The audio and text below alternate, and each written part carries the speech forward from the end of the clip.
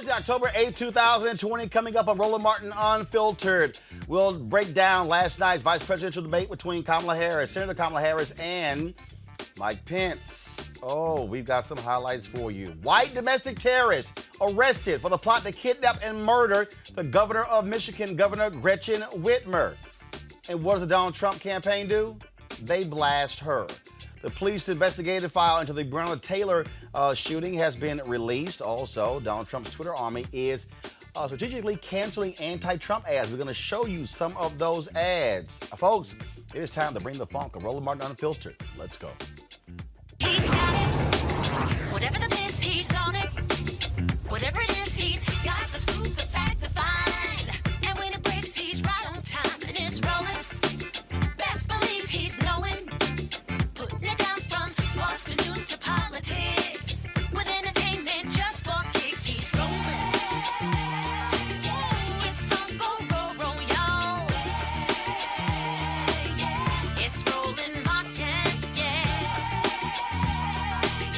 Rolling with Roland now. He's funky, he's fresh, he's real, the best, you know he's Roland Martin now.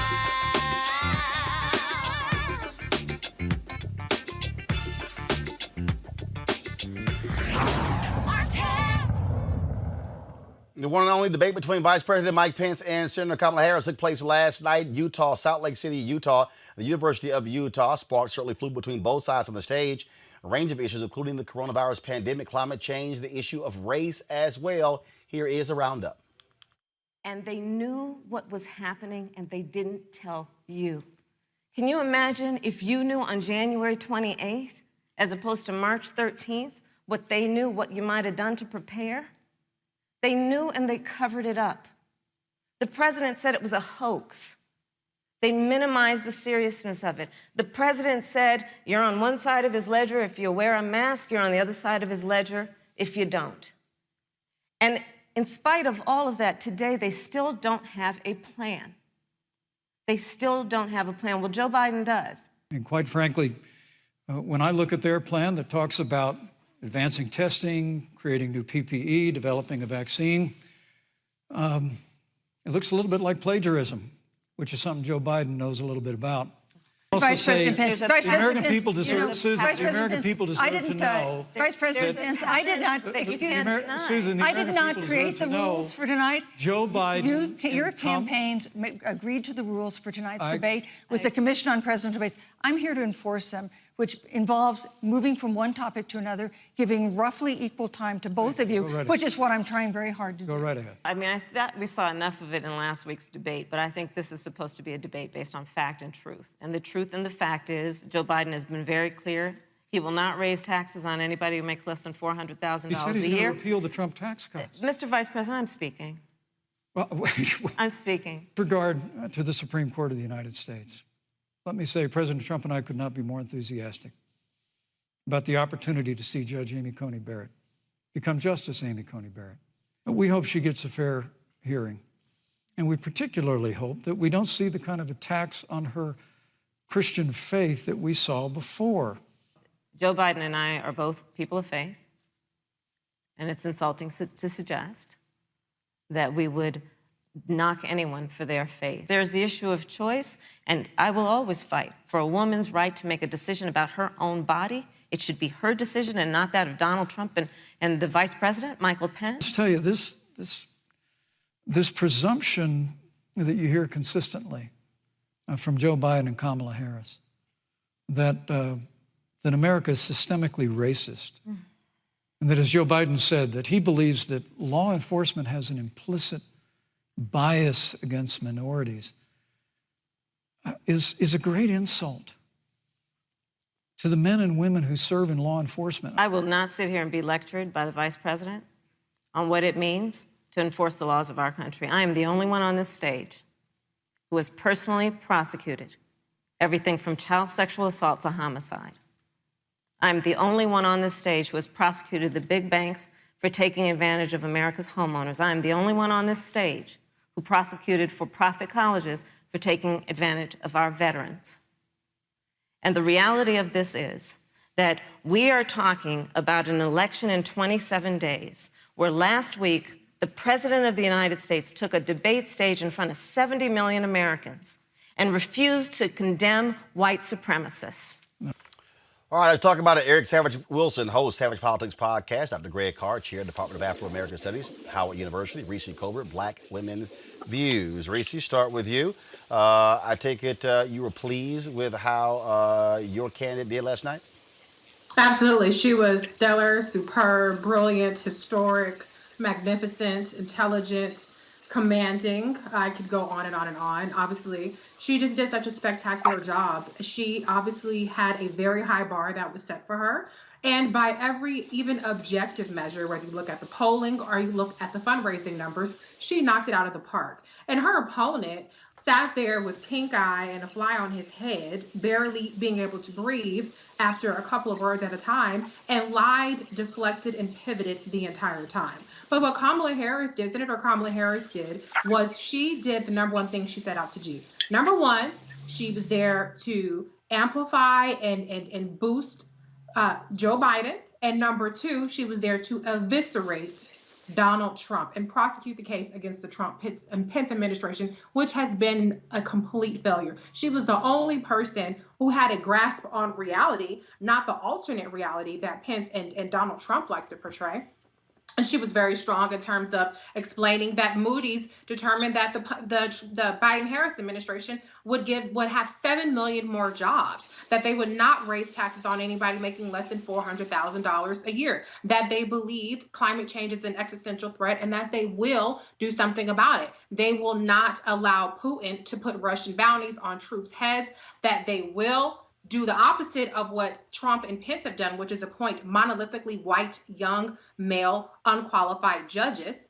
And it goes on, and especially I thought that she was incredibly strong on Breonna Taylor, which we're going to talk about later, and being unequivocal that not only did Breonna Taylor not receive the justice that she deserved, but that they're going to do something to prevent this kinds of things that continues to happen, the implicit bias, the systemic racism in our criminal justice system. They're going to do something about it. Mike Pence has no plan. Donald Trump has no plan. They've been a disaster. And it was loud and clear that Kamala Harris and Joe Biden do. And more importantly, that Kamala Harris is ready to step in on day one as president, if need be, at whatever point that might need to be the situation. Erica. Absolutely. I totally agree with my sister Reese. She laid it out plainly for the audience. And this was not a debate really to be had. This was about informing the American people what they can expect from a Biden-Harris administration. And particularly since we're in a very triggering environment where we have a person, the son of a Klansman, who is the executive leader at 1600 Pennsylvania Avenue, that is going about the business of the day, shooting infomercials, talking about how great he feels because he's hocked up on steroids, that we still have over 211,000 people that are dead because of COVID-19. And there is still, as Reese has already shared, there's still not a plan in place to combat COVID.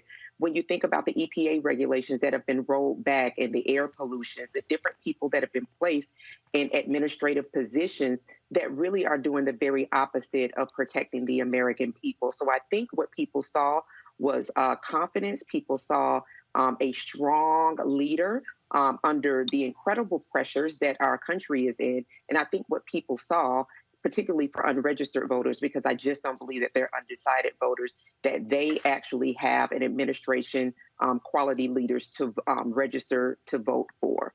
I think we had, of course, post-debate analysis last night, Greg, with a group of black women. And I said this here, that last night, the job of Senator Kamala Harris was to do no harm. And that is, after the first debate, you saw exactly what happened, where the polling numbers went up for Joe Biden because of how disastrous Donald Trump was. Of course, Mike Pence was going to be how he normally is, very calm, totally different demeanor and tone than Donald Trump. Doesn't mean you're not going to lie, but again, you come off differently. I do believe, Greg, that there were several moments last night where Senator Harris could have been a lot tougher on Mike Pence and a lot more precise in going after them, especially when he criticized her when he said she had not lifted a finger on the First Step Act. I thought that was a moment where, and I've been saying this here, I think Democrats, so let me be real clear, Democrats have been making a grave mistake by not talking about the role that they played in the First Step Act. Okay? If it wasn't for what her, Senator Cory Booker, Senator Dick Durbin, any Republican Chuck Grassley did in the Senate, the bill would not have been improved. I was sitting there going, please say, I'm tired of y'all taking credit for the work of Democrats. But she didn't. And he literally said, you didn't lift a finger. Then, Greg, I also, when he criticized over the Tim Scott bill, and then I was just hoping, I was like waiting for her saying, I'm sorry, I wanted to debate in the Senate Judiciary, but where were you on the anti-lynching bill? Because what he did, Greg, he went to her record because he was trying to talk to black men. When he criticized her record, it was all about black men. And she didn't respond to it.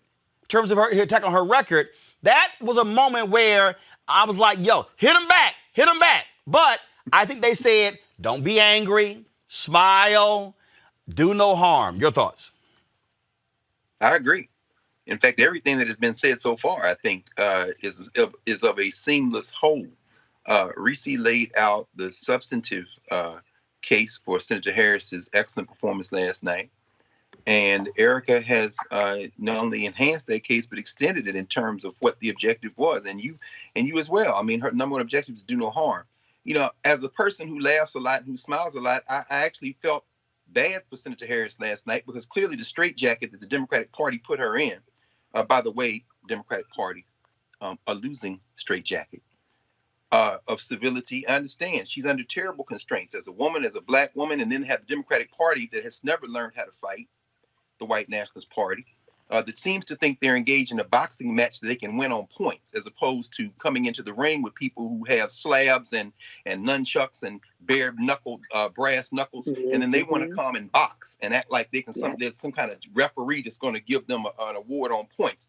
By the way, Susan Page, great job. Go sit next to Chris Wallace, particularly you coming out of USA Today. Anybody who's been reading your byline for years know that you own Team Pence.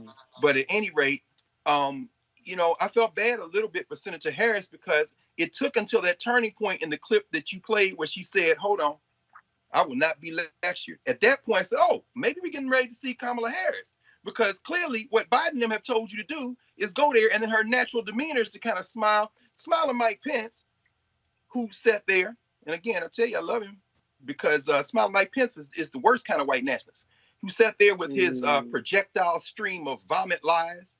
And by the way, those plexiglass shields were useless. As far as you know, you got 14 days to figure out whether smiling Mike Pence is got COVID or not. And this thing can be projected up to 16 feet in the air. So that was just theater right there. Well, first of all, the reason we know that, Vice President Mike Pence canceled the trip with him and his wife to Indiana, and all of a sudden abruptly canceled that schedule, and they've not cleared the schedule. No question, because I'm sure he's going to come out and say he hasn't. So first of all, she put her life at risk. And to sit there and to be under that projectile vomit of smiling Mike Pence, who is a liar to his DNA, even more so than Donald Trump. Because see, smiling Mike Pence is a Christian nationalist, and a white Christian nationalist terrorist like that think there's no place for women in any dialogue. You know, he calls his wife mother, right? So you know what that makes him. But at any rate, the whole idea is that she had to sit there and try to be balanced. And when you're dealing with something like that in that straight jacket of civility, you might lose sight, Democratic Party, of the point. The debate, smiling Mike Pence is talking to his white nationalist base. And as you say, those black men who might be confused out there, smiling Mike Pence needs to pick a few of you off enough to get this thing close enough to steal. See, that's what smiling Mike Pence was doing. And the only honest broker who went after smiling Mike Pence last night was that damn fly. And if you want to know who was listening to the conversation like we're having right now, understand that the victor of that debate last night, the one that everybody's talking about while we're actually talking about the substantive issues, are the people on social media tweeting pictures of a fly landing on his head. Look, I think smiling Mike Pence, there ain't no debates. This is all entertainment. I think when we talk about, again, look, we've seen Senator Kamala Harris questioning folks on the Senate Judiciary Committee, and the reality is there could have been a far more aggressive prosecution. But again, I think, but here's what you also have, and we have to be straight up honest. You're still dealing with a nation where other industrialized nations have elected women leaders and not the United States. The Frank Luntz group of undecided voters when he was on the Fox News. Oh, she was nasty. She was this. Because that, again, that's what happens. And look, I don't know what the hell Susan Page was doing, but I'm going to tell you right now, the way you stop somebody from over-talking you is not saying, thank you, Mr. Vice President. Thank you, Mr. Vice President. Thank you. No. Susan Page needs to go sit with a black woman for 24 hours to learn how to shut somebody down, to learn how to say, excuse me, you have gone over your time one too many times. That is it. And he just bulldozed her in this very nice, wonderful, calm way. And I was sitting and I was like, Reese, if this woman don't check his ass, but I'm gonna tell you what, Reese, that's that DC bullshit. See, that's that whole, I don't want to sit here, because what's the right gonna say? And no, you're the moderator. Right. Moderate. Yeah, I mean, I actually think that she had great questions. I will give her that. But your job isn't just to sit there and ask questions. Your job is to control the pace, the timing, and make sure that it's fair and that people actually stay on topic, which she epically failed at. But at the end of the day, I mean, I think that the numbers speak for themselves. I mean, there was polling that came out. Nate Silver said that 69.3% of the people who watched the debate felt like Kamala Harris did a great job. That's practically 100%, because we know that 30% of this country is hopelessly Republican and a lost cause. Her job last night was not to beat Mike Pence. Her job was to beat Donald Trump. People are not voting for Mike Pence. People are voting for Donald Trump. And so I think that she was wise to pick and choose when she wanted to engage on Mike Pence. She gave him a gut punch with the whole auto bailout and pointing out that he voted against that. Absolutely. But for the most part, she kept her focus on Donald Trump, which everybody is most people are not happy with. He has his ratings are in the gutter. His favorabilities are in the gutter. And what I think Kamala Harris understood is that you have to win the post-debate game. A lot of times Kamala was excellent on the stage, but she lost the spin wars after, and she lost the pundits and things like that. Yep. Those are the people that are going to curate the clips that you see on social media, the clips that go into the news things. And one of the biggest things that people focus on in these kind of debates is who's interrupting who's going over on time, and this, that, and the other. So I think that her strategy to stick within the rules, even though she obviously was gypped on time because Susan Page did a terrible job, she was much more succinct than Kamala is. And I love Kamala, but Kamala can be a little long-winded, but she was very succinct. She got very strong, memorable talking points. They're coming for you is one of them. I'm speaking is another one of them. So her job is not to sit up there and assert herself as the biggest, baddest bitch that ever walked the world. Her job is there to bolster the Biden-Harris ticket and annihilate Donald Trump. Mike Pence is a non-factor. Absolutely. Folks, here's the deal. So we're going to talk a little bit more about the debate, but I want to do this. Well, first of all, we got Greg back there, so let me do this here. It was a bit ago, Joe Biden and Senator Kamala Harris, they were actually in Arizona, where they were kicking off their bus tour. And so what I'm going to do in a second, I'm going to pull that up. But one of the things that I think that has to happen, and we're seeing what's happening after this whole debate, Erica, Greg, and Reese, in terms of how Donald Trump is just losing his damn mind, saying to Bill Barr, indict Joe Biden with 26 days left before the election. Then you see, of course, just how unhinged they are in every facet. This is the thing, Erica, that I'm going to have to see from Democrats. And look, I know what Joe Biden is doing. I know his whole deal is unity, bringing the country together. But the reality is this here. The evil that these people have unleashed on this country has damaged us in a significant way. And I will say this, if you are a Trump voter, you should pay holy hell for supporting what this man is doing. And what we saw last night, again, the nonsense coming out of Mike Pence's mouth over and over and over again, I really hope that Joe Biden and Senator Kamala Harris, when they are in the White House, are going to be real to say, we are going to deal with all of these people, how they have destroyed this country, how they have lied about this country. There are folks who need to go to jail. There are folks who need to be indicted. I mean, I can just go on and on and on here. Again, what these people have done, Erica, is an abomination to democracy. Yeah. Oh, absolutely. And I think that's why, people repeatedly hear on this program from all of us and across the RMU family is that he is a demagogue. He's the son of a Klansman. This is the type of evil that we were expecting, particularly when he came down that golden escalator back in 2015. And then when we think back to January in 2016, when he was still a candidate, said in Iowa that he could shoot a person on Fifth Avenue and people would still support him. I'm paraphrasing what he said. So now we speed up to here we are in October. And as you always say, Roland, please, everybody, don't pay attention to the poll. There's polling that's coming out that's showing that there's a wide gap in Florida, which always usually goes Republican, in Colorado and other swing states and battleground states.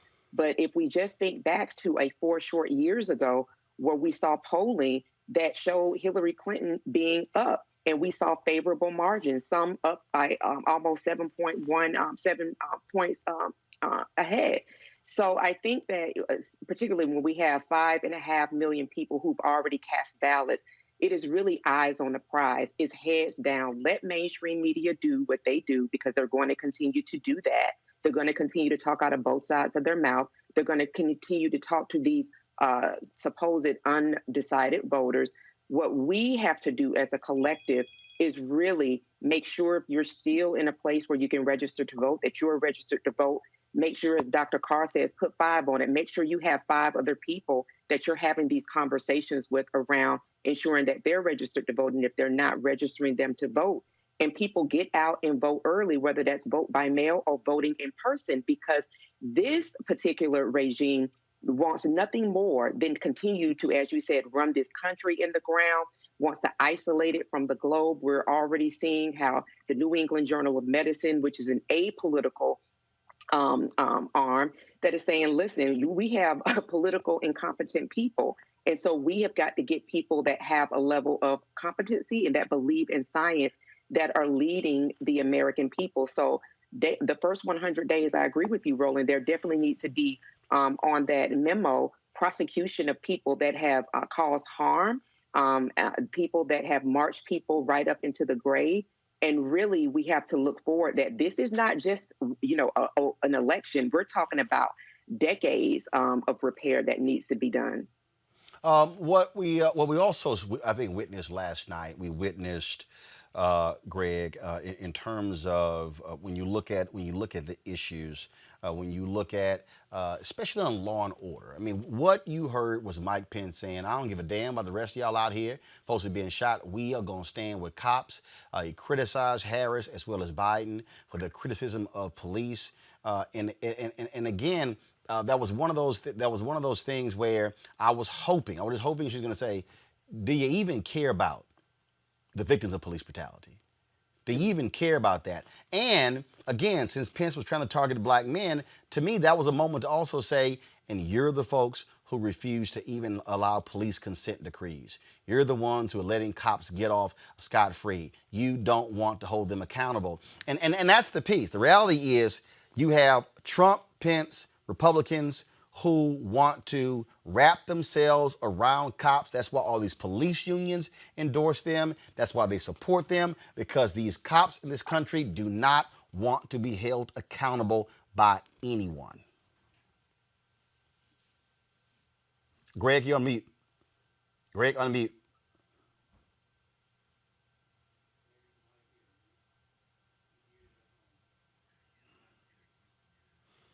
Greg, you're muted at home. You're live here. All right, so we're going to do this here. We're going to here's what I'm going to do, folks. We're going to get Greg's audio fixed. In the meantime, I'm going to play you. This was Senator Kamala Harris and Joe Biden kicking off their bus tour in Arizona. This took place about 30 minutes ago.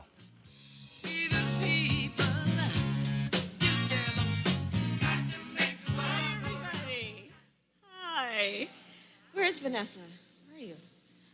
Thank you, Vanessa. Thank you so very much for that introduction and for your leadership and all you do for the community here in Phoenix. Thank you. It's good to see everybody. It's good to be in the House of Labor. Earlier today, Joe and I had a chance to visit the American Indian Veterans National Memorial and pay tribute to the Native Americans who have served our country in uniform. We were joined by the great Cindy McCain, a longtime friend of Joe's and someone I greatly admire. And I was fortunate to serve with John McCain in the United States Senate. And what an incredible, incredible American. He was a patriot of the highest order. And Cindy is supporting our campaign. Isn't that great? And she's doing it because she knows that Joe and I will always do what she and John did, and that's put our country first. So we thank Cindy. We're so excited to be here in Arizona today. And later today, we'll stop and talk with workers and small business owners who are working so hard and doing everything right, but still struggling to get by. They are who I was thinking about last night at the debate. This election, more than any other in our lifetime, will affect every part of our lives, with consequences that may last generations. And there is so much at stake. Our nation is at a crossroads. Just think, all at the same time, we are experiencing the pandemic, the recession, a reckoning on racial justice, a changing climate that's battering our coastlines and setting the West on fire, and the future of healthcare hangs on top of it all. Because you see, President Trump is in the Supreme Court right now trying to get rid of the Affordable Care Act. And along with Senate Republicans, he's trying to jam through a Supreme Court justice who will do exactly that, who will rip away protections from as many as 2.8 million Arizonans with pre-existing conditions. 2.8 Arizonans with pre-existing conditions. And while this president, of course, didn't bring the virus to our shores, his reckless disregard for human life and for the well-being of the American people has allowed it to spread the way we have seen, and the casualties have been enormous. And so let's not make any mistake. His refusal to contain this virus is what has wreaked havoc on our economy. And I know folks are hurting, but I also know this: we can overcome these challenges if we elect Joe Biden as our next president.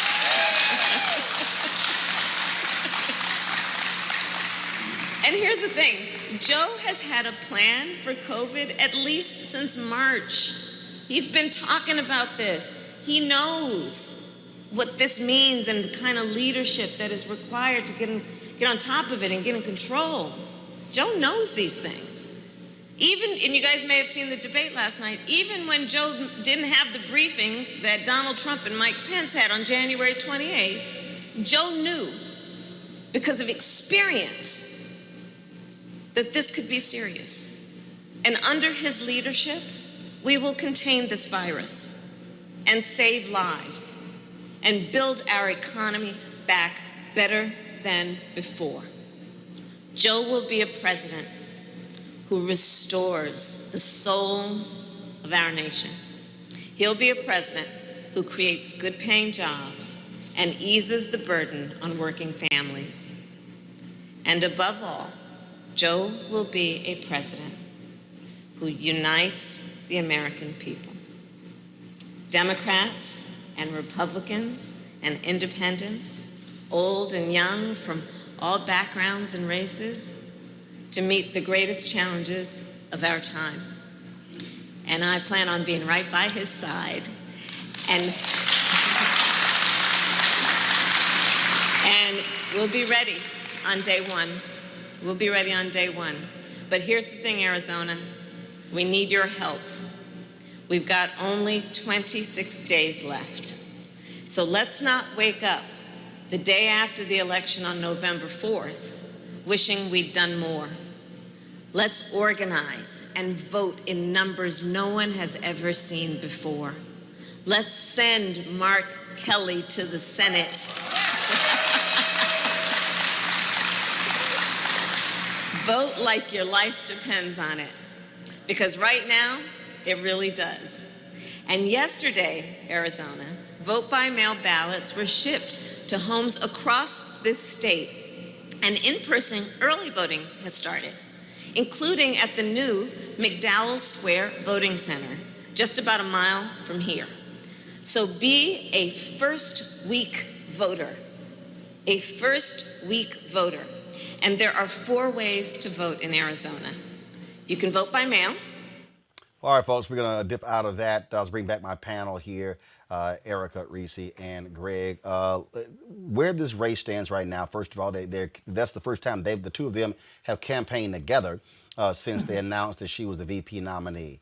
One of the things that we are seeing how this race has changed, the fact that they're actually kicking off this bus tour after the debates in Arizona.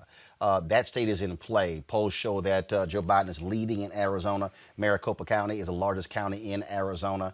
He's leading there. This has been a red state. Mark Kelly, former astronaut, he of course is running for the United States Senate. Has a 10 to 12 point lead against Martha McSally. What we are seeing here in terms of this race, Greg, we're seeing how the map is changing. Trump is flailing. He put out this video today looking like a fool, looking like he burnt orange. And then, of course, we're talking about Regeneron and how great he feels, and how on Fox News, I would love to do a rally. I feel so healthy. Dude, stop lying. You still got it, and we know you got it. It's more than 20 people in the White House who've gotten coronavirus. I mean, he is a walking, talking example of sheer stupidity. Rolling again, I mean, brother, your humanity continues to shine through. Yes, he's stupid, but they don't care. Nope. Smelling like Pence showed that last night. I mean, they're purebred liars. I mean, the fact that Regeneron and Remdesivir were both developed by testing them from cells from fetal tissue, which is the exact opposite of what Smiling Mike Pence believes in his little bitty heart of heart, and what Donald Trump will believe to anything to get elected. I mean, these are the kind of things that in a world where logic and fact and truth make sense, you could slam them on. And so, even sitting there, even watching them today, you think about the fact that yesterday, Derek Chauvin was released on $100,000 bail, the killer of George Floyd. What does his GoFundMe account looks like? And then this Toad Barr authorizes one of the deputies at the Attorney General's office to say they can look into investigations and open investigations on potential voter fraud this close to election, violating decades of policy. They have thrown all notions of truth to the wind. They are going after the throats of everyone. For Donald Trump to get on to tweet out today that Joe Biden should be locked up and Obama should be locked up, for him to call Kamala Harris, Senator Harris, a monster, you know what? See, these are the kind of cats you just got to knock the fuck out. You can't. Again, kudos to Senator Harris last night, because maybe I'm projecting, but I could feel, because we've seen her differently. We've seen her, as you say, we've seen her destroy Bill Barr. But as Reese said, your job is to pump up Joe Biden. So whatever these minders, whatever these Democratic Party operatives are doing, if they're going, if you got Joe Biden sitting behind you with his arms folded like this, no, bruh, put your hands down between your legs and sit there and listen to the sister. Everything is in play now, and this is about political theater.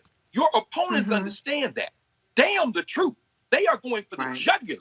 You have to you have to destroy them down to their DNA. And then the day they win, the day Harris and Biden win, I'm like what Linda Sarsour said on your show. We've got our best opponents in the White House. There should be a march bigger than the Women's March was. And Tamika and everybody else, we should all be out there, Mallory and all them. Why? Because Biden Harris Now it's time for us to give all the political momentum for y'all to get there and not just reverse what these fools have done. Right. Now it's time to build the country that will be the only thing that can last. And That's what we have to do now. And understand Yeah. what is going on. It's a perfect example of what Donald Trump has unleashed. Today in Michigan, 13 men, including members of the anti-government militia Wolverine Watchmen, are facing charges for allegedly conspiring to kidnap Michigan Governor Gretchen Whitmer and possibly killed her. They were going to kidnap her from her summer vacation home and storm the state capitol building with 200 men. Now, folks, the plot was revealed in an FBI criminal complaint which names 6 people as federal defendants from Michigan, Delaware, and Ohio. These white domestic terrorists, Adam Fox, Barry Croft, Caleb Garwin, Daniel Franks, Harris and Brandon Caserta. Again, Adam Fox, Barry Croft, Garvin, Caleb Franks, Daniel Harris, Brandon Caserta. Now, Attorney General Dana Nessel of Michigan announced state terrorism charges against an additional 7 individuals, all tied to Wolverine Watchmen. The complaint reads, in early 2020, the FBI became aware through social media that a group of individuals were discussing the violent overthrow of certain government and law enforcement components. Among those individuals identified were Croft and Fox. Through electronic communications, Croft and Fox agreed to unite others in their cause and take violent action against multiple state governments that they believe are violating the U.S. Constitution. The complaint goes on to detail where they met, what they discussed, and how they communicated. Governor Whitmer said this today after the charges were announced. Good afternoon. Earlier today, Attorney General Dana Nessel was joined by officials from the Department of Justice and the FBI to announce state and federal charges against 13 members of 2 militia groups who were preparing to kidnap and possibly kill me. When I put my hand on the Bible and took the oath of office 22 months ago, I knew this job would be hard. But I'll be honest, I never could have imagined anything like this. I want to start by saying thank you to our law enforcement. Thank you to the fearless FBI agents. And thank you to the brave Michigan State Police troopers who participated in this operation, acting under the leadership of Colonel Joe Gasper.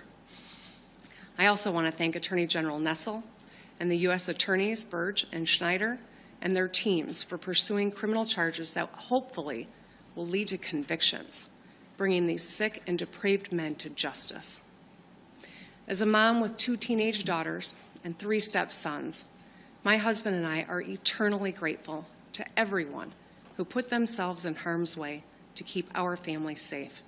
This should be a moment for national unity, where we all pull together as Americans to meet this challenge head on with the same might and muscle that put a man on the moon. Seeing the humanity in one another and doing our part to help our country get through this. Instead, our head of state has spent the past 7 months denying science, ignoring his own health experts, stoking distrust, fomenting anger, and giving comfort to those who spread fear and hatred and division. Just last week, the President of the United States stood before the American people and refused to condemn white supremacists and hate groups like these 2 Michigan militia groups. Stand back and stand by, he told them. Stand back and stand by. Hate groups heard the President's words not as a rebuke, but as a rallying cry, as a call to action. When our leaders speak, their words matter. They carry weight. When our leaders meet with, encourage, or fraternize with domestic terrorists, they legitimize their actions, and they are complicit. When they stoke and contribute to hate speech, they are complicit. These domestic terrorists have been emboldened by the White House, folks, since Donald Trump was in there. Joining me now is Malcolm Nance, the author of a number of books, including The Plot to Betray America: How Team Trump embraced our enemies. Guys, show the book, please. How Team Trump embraced our enemies, compromised our security, and how we can fix it. That's his book right there. Malcolm, look, the FBI director, Christopher Wray, has said before Congress numerous times the biggest threat of white domestic terrorists. Joe Biden emphasized that at last week's debate. Donald Trump was spewing nonsense, talking about Antifa, blasting him, and all these Republicans, let's just be honest, they are in bed with these white militias. Well, if we're specifically talking about white militias, yes, they are the hardcore base of Donald Trump's support. This is why he will not disassociate himself from the Proud Boys or the Ku Klux Klan or anybody else who is Caucasian and supports Donald Trump and flies a Trump flag, whether, there's all sorts of violent groups there and people who are semi-violent. We had a massacre at a Jewish synagogue in Pittsburgh, Trump supporter. We had a man who mailed bombs in an attempt, a crude attempt to decapitate the entire Democratic Party, Trump supporter. We had armed gunmen that went to a synagogue in San Diego, right-wing extremists, white supremacists, Trump supporters. I mean, these people are his base, and he thoroughly understands it. He cannot lose white men, so he doesn't care who supports him or what they do. And the thing here is that I was driving in and I said this here.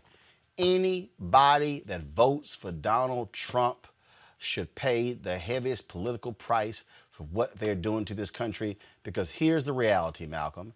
Trump is going to lose. He is going to get beat badly. And these people, at least 25 or 30% of this country, they will never accept the results. They have emboldened them. This is not the Tea Party. This is even going crazier. And these folks are going to continue to threaten, storming capitals. These are the anti-mask people. Trust me, when there's a vaccine, they're going to be anti-vaccine people.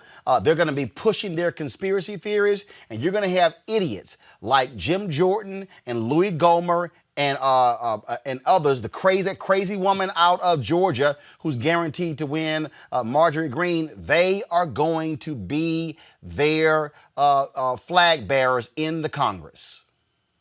Right. And, we really have to have some preparation for what could possibly happen. Look, I know that we are trying to maintain the norms that we have, and that's great. But this plot against Governor Whitmer is serious. It is very, very serious. If I were to take the name Wolverine's militia off of this story and slap ISIS or Al Qaeda in it, it would be 24/7 coverage. I would never leave the studio, much less be in my man cave in my home. Be real clear. If this was 20 Black Lives Matter activists, my Lord. There'd be a national push to arrest everyone in every major city in America who had anything to do with the leadership of Black Lives Matter. This is where we have this double standard. Long ago, when I first started, I wrote a book that's used by almost all federal law enforcement officers called the Terrorist Recognition Handbook. And we have sections in there about white nationalist extremists. This isn't new. Timothy McVeigh, when he blew up the Murrah building in Oklahoma City, thought he was launching a race war in which every cop and soldier in America was supposed to recognize the attack as the moment they take their guns and kill every black in government. That's what he thought would happen. These people really believed, according to the indictment, that there were law enforcement members associated with the militia. And like McVeigh, I met the cop that pulled Timothy McVeigh over and arrested him because the cop knew instantly that he had the right guy. But he said McVeigh thought he was his ally in blowing up that building, and he was proud to show him his gun. This is the mindset these militias have. They think the government, the military, state troopers, and law enforcement are on their side. And the only reason the FBI got an informant out of the box was because they intended to kidnap and kill not only the governor, they intended to kill her 6-man state trooper security detail. They were going to blow up the bridge where there would be 2 or 4 more policemen there. And then they were planning on running and gunning and taking the governor up to Wisconsin, of all places, in order to put her on trial as a tyrant and execute her. And why? Because she insisted they wear face masks in Michigan. This is insane, but the insanity has weapons, and the insanity believes they have the open endorsement of the President of the United States. But it's not just they have weapons. They also, in ProPublica, and I'm trying to find the story right now, ProPublica did a particular story laying out how these militias, in terms of they're targeting cops. Not only that, we know the FBI dropped their own report that showed how police officers and white supremacists, first of all, how militia members and white supremacists are infiltrating police departments. That's why Timothy McVeigh was thinking that way, and that's why when black folks are talking about racist cops, we know what the hell we're talking about. Well, you're right. They do recruit from those areas, and I wouldn't call it infiltration. I've trained a lot of law enforcement in New York, Georgia, all over the country. All of these SWAT teams and organizations that carry out counterterrorism. One of the interesting things I learned is that 80% of them do not go in the military. They all go to cop school after high school, right? They go to these police academies, and they have no fundamental training in the discipline of the armed force. So many of them get these exact same ideas, particularly sheriffs, because the posse comitatus movement in the United States and the sovereign citizen movement have created this myth that the sheriff is the only authorized law enforcement that they answer to. That permeates into the mindset of these anti-government extremists, and anyone who's a deputy sheriff or a cop or retired soldier that comes into these ridiculous little, I don't call them militias, I call them covert terrorist cells, right? They're domestic terrorist cells who are in insurgency training inside the United States. The only difference is I use the word American versus Iraqi or Syrian, right? So these domestic terrorist cells, when they get a single guy who comes in there who's been in the army or a guy that comes in from law enforcement, they co-opt that belief that these people are all on their side. One thing I can tell you, having trained as a SWAT officer at one point with Capitol Hill Police and Los Angeles Police SWAT, cops are a very jealous organization. They love the concept that they are the arbiters of law and order. So if these groups think that they're going to go to guns and step up the cop, this is the one time you will see police defend the system, because they do not like anything other than the fact that they are the system. They don't like people with guns going on shooting sprees wherever they are.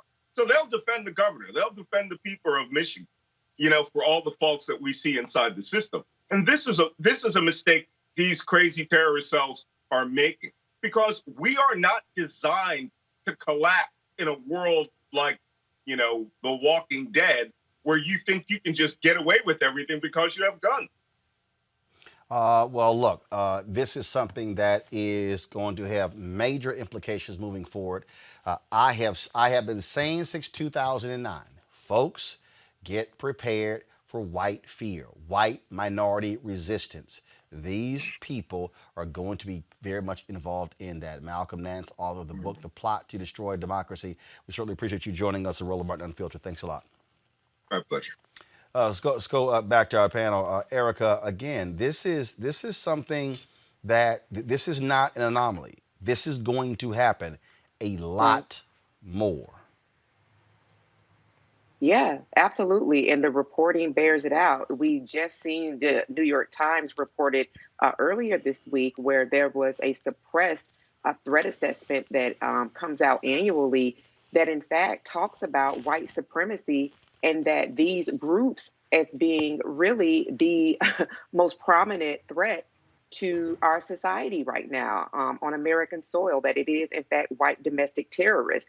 And so just thinking about that, the implications of you have a William Barr, who, as Dr. Carr says, is in fact the toady of the son of a Klansman, when you think that he has weaponized the Department of Justice for his own kind of happenings. When we look at that and we think about this report that was suppressed, that did in fact talk about the violence, I'm just considering and thinking about, well, you know, as a person who has a military background, it was good to see Malcolm on. But one of the things that I would love to ask him is, when we think about those folks that have gone and they have been in war and served abroad during many conflicts fighting terrorism, would you consider a Donald John Trump to be a person that is radicalizing these people that we're seeing here on American soil? So I think that in addition to these are threats that we're going to continue to see, to also understand, if I've said before earlier, that, you know, even after an election, prayerfully, it'll be in favor of Biden and Harris,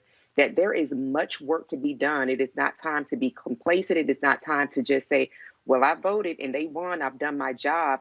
It is really time to be prepared for really the hard and heavy work that is going to be state, local, and federal government cleanup, and really just protections around these people who have a commander in Donald John Trump that still feel that they have been called to order and will obey him no matter, you know, where he may find himself post the election. This is what I've been saying, Reese.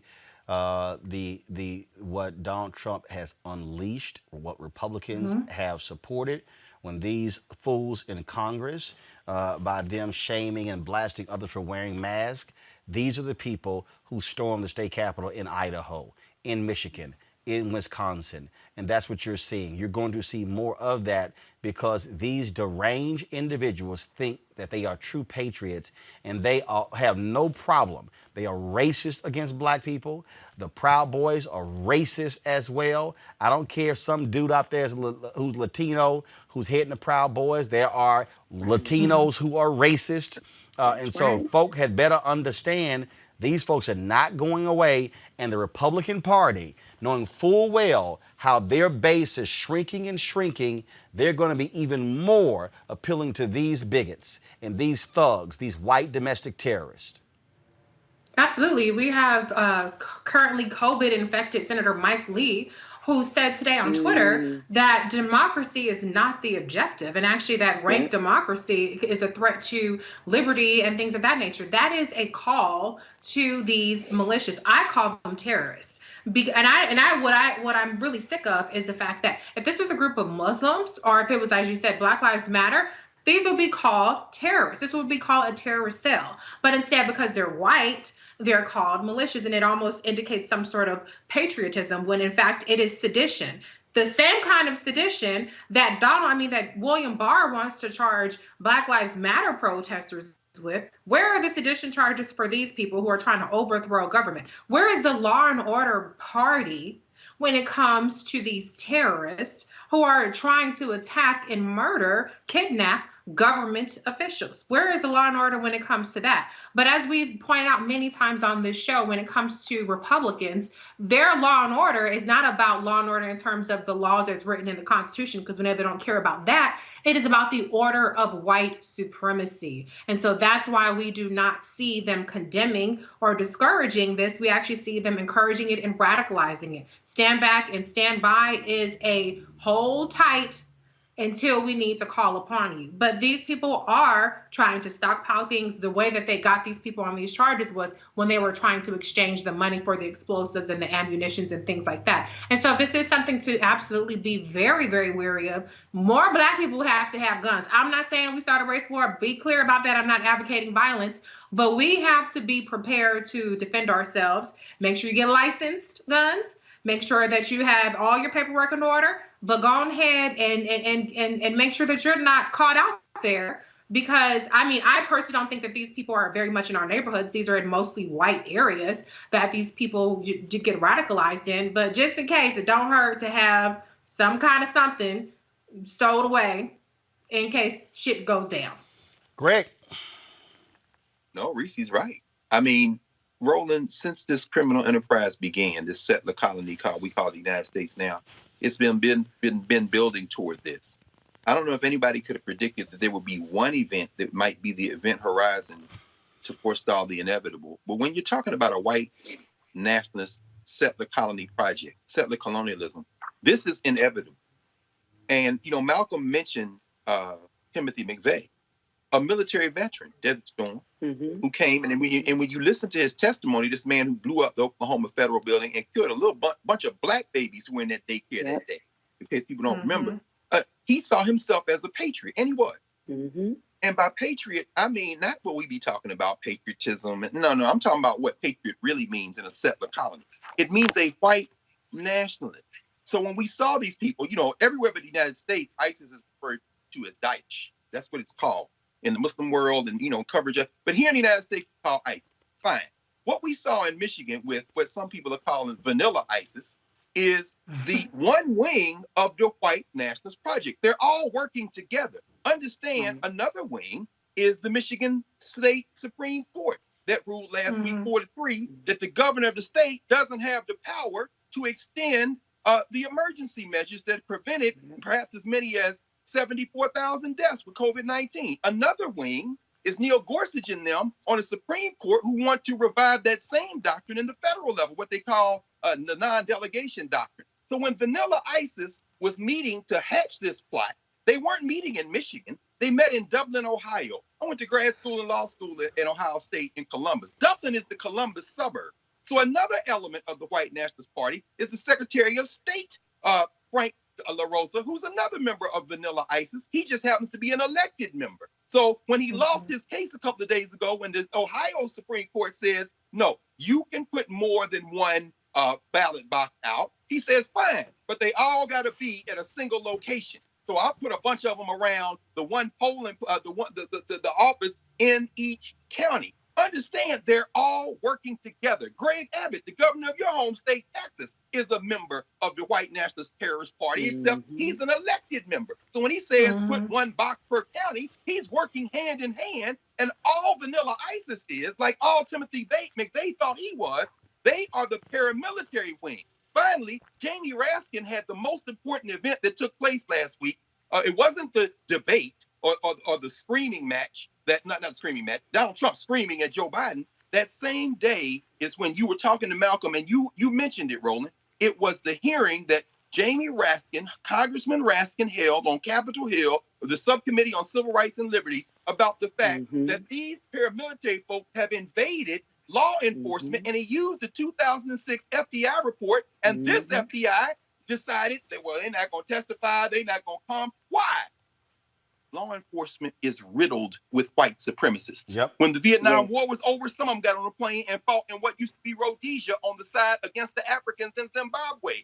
And then Dylan Ruff, when he was arrested, you know why? He had a old South Africa patch on his arm when he went in there and shot up these people at the church, in Emmanuel Church in South Carolina, because he saw himself as law enforcement. Law enforcement, the White Nationalist Party that is silent about this, and vanilla ISIS are all part of the same thrust. They are going to run white supremacy till the wheels run off. And if we don't understand that, everything else we think we understand, to quote Neely Fuller and Francis Cress Welsing, will only confuse us. You got to go to a break. When we come back, we'll talk Breonna Taylor case. We'll talk some other news right here on Roland Martin Unfiltered. You want to check out Roland Martin Unfiltered?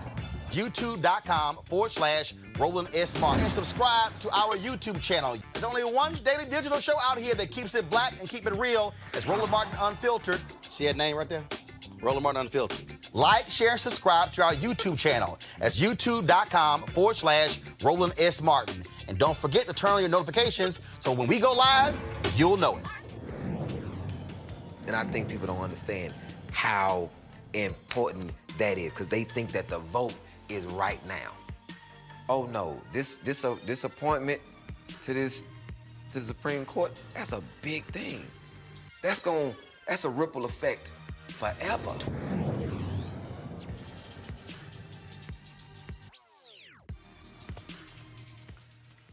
The files related to the internal investigation of the fatal shooting of Breonna Taylor have been released. The investigation was done by the Louisville Police Department's Public Integrity Unit. The investigative file contains interview transcripts, investigative letters, reports, police personnel files, search warrants, and other information. Body camera video from the officers who were on the scene is also included. The release of these investigative files comes nearly a week after the grand jury recordings were released. Joining me now is Samil Trivedi, Senior Staff Attorney for the Criminal Law Reform Project with the ACLU. Samil, first and foremost, what are we learning from these files? And also, what are we learning from the grand jury reports that were also released? Thanks for having me, Roland. We're learning that there is a cover-up at play here.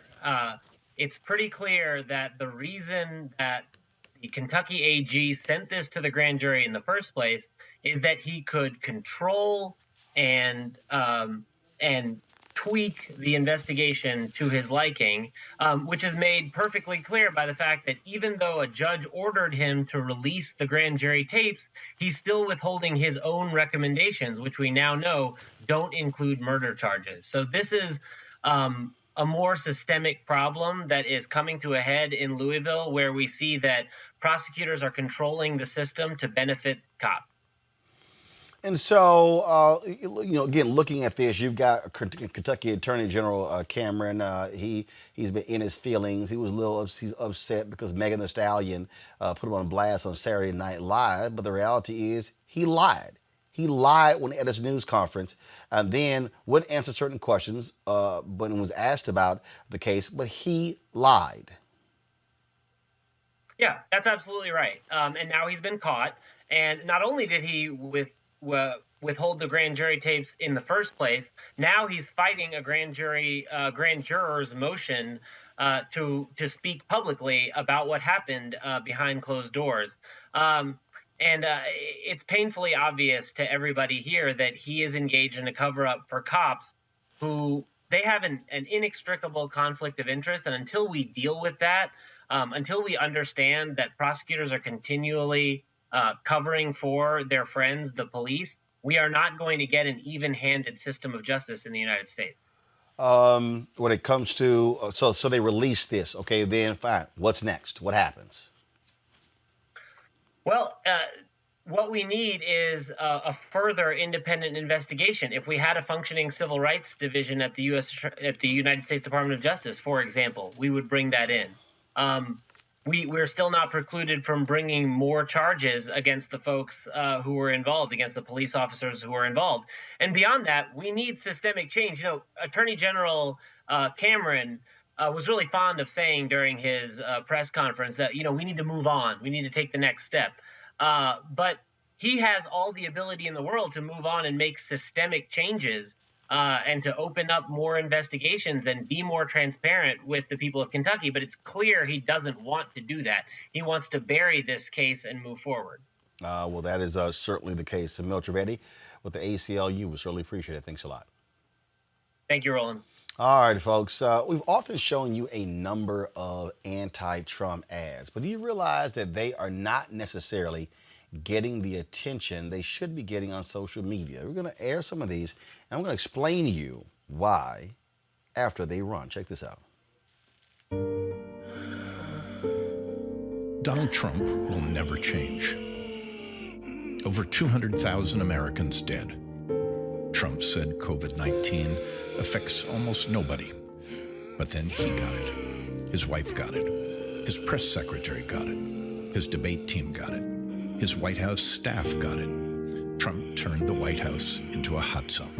Now Trump is still trying to convince us that the greatest public health threat in over a century isn't a big deal, while he gasps for air fresh from the hospital. Americans know there's a lot more wrong with Donald Trump than just having COVID-19. He doesn't care about others, can't lead, can't plan, can't face the truth. Donald Trump will never change. He's killing us.